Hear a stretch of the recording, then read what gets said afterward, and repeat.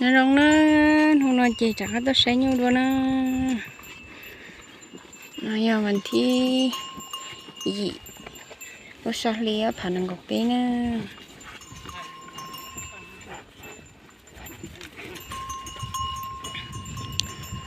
từ từ giặt chả coi mà nó cảnh chạy cực kia đi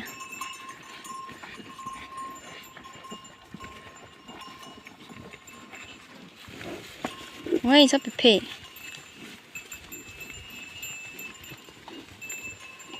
cho chờ bị từ sữa bên nó mua rau thì nhiều nhỏ đủ rau tuổi nữa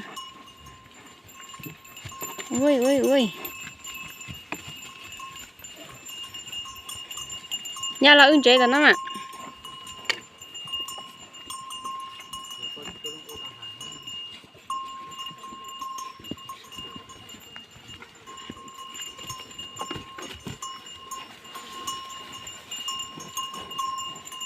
một cú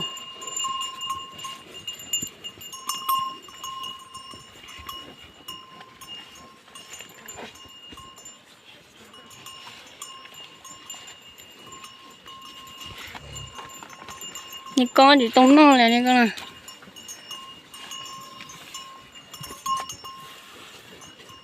con cô thịt tia chọc thịt thôi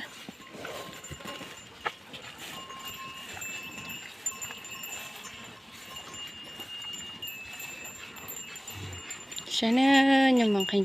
chế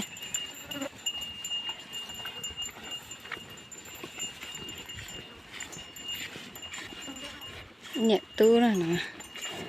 nhẹ chạy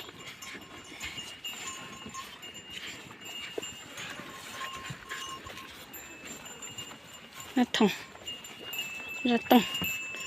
nó khẩu